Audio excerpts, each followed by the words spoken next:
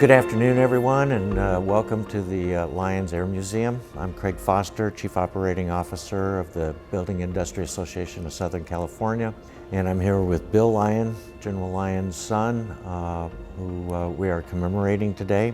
We want you all to appreciate and understand just how much of an industry icon he was for the building industry, besides all the other amazing things that he did during his lifetime. Again, I appreciate you all coming today, and Bill and I will get right into it. So Bill, on a day in, day out basis, what inspiration do you draw most from your father? He was just a, pleasure to be around, and one of those people that when they're in a room, everybody wants to hear what they're talking about. Even when he got very soft-spoken in his later years, didn't matter the ages of the people in the room, everybody was hanging on his word. And there's so many things I'm trying to think of what one would be, but just trying to make a positive difference, I think, in the community and in the world. How did he get involved with the armed services and become a pilot? So my dad wasn't the best student growing up, but he was very passionate about flying. He started pursuing his pilot's license. He got licensed at 16, graduated high school, enrolled in USC in the fall of 1941, and his plan was to try to get into the Navy as a pilot. Pearl Harbor happens in December, and went through this big medical screening, and at the end they found he had a deviated septum in his nose and failed him on the medical because of that. He decided, okay, well, God doesn't want me to be a Navy pilot, but I still want to fly, and I still want to, be part of the war effort. So he left USC, went to Dallas Aviation School, became a commercial pilot and instructor, and then came back to Los Angeles and found work pretty quickly training pilots for the war. And so he did that for a time, and ironically even trained some Navy cadets, which was ironic to him because they wouldn't let him in the Navy, but he could train their pilots. As the war progressed, the demand for pilots started to kind of wane. He saw an opportunity to enlist in the Air Force and was moving planes all over the world, which he loved because he got a ton of experience, flew all different types of aircraft.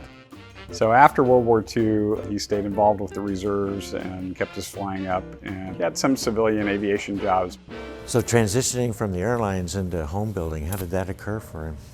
Well, so he was a co-pilot at Frontier Airlines when the Korean War broke out, and he applied to go back on active duty with the Air Force, and ultimately wound up flying 75 combat missions in Korea in actually planes similar to these right behind us. After returning from Korea in 1954, my dad joined his brother and his father working on a project they'd invested in, and then that kind of led to him starting up as a home builder in Orange County. I think maybe Anaheim or Fullerton was the first project, and he kind of did it one track at a time, mostly buying farmland, and just kind of grew it from there, starting in the 50s in Southern California, and then about 10 years later started up in Northern California.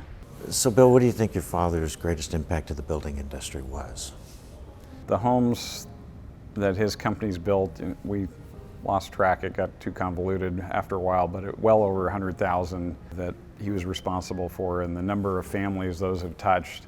I think what he would have wanted to impact the industry, which obviously is much bigger than just him and our company, but really changing the kind of fly-by-night mentality he dealt with as a customer, and standing behind the product and still being there year in and year out when people have issues. A couple of years ago, we got a package at the office, and it was from a family. The husband's parents lived in Huntington Beach, and the father had just passed away, and they were cleaning out this house. And they found the presentation keys that the company had given them in a silk-lined box, and they were like brass keys with Homes by William Lyon emblazoned on them. And this home had served their family for over 50 years, and even in the midst of everything else they were dealing with, they thought enough of their experience to send that back to us. And that really meant, the world to me, that my father had that big of an impact on, that one family, much less, many others. There's also, all the employees that worked for the companies over the years and were kind of part of the extended family, and subcontractor relationships. So I think, his memory and all those lives he touched, I think live on that way. How did the Lyons Air Museum come to be? So my father had been involved for a number of years with the British Air Museum at Duxford in England.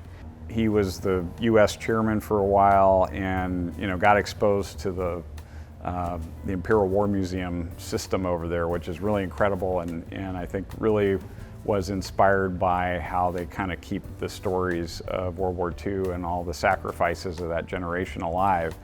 And at the same time, he kind of had started collecting some planes that he had flown in his career. And my father felt strongly that all the planes are flyable. The B-25 over here flew in the air show just a couple weeks ago, and the C-47 kind of in the back, or the green plane, that's been flying in air shows and different events the last few years around the county. So Bill, what would you say the best piece of advice your father ever gave you was? Well, I'll give you two. Obviously, he had a lot of wisdom, and I'm sure there's some in the audience tonight that heard these stories as well, so they'll sound familiar.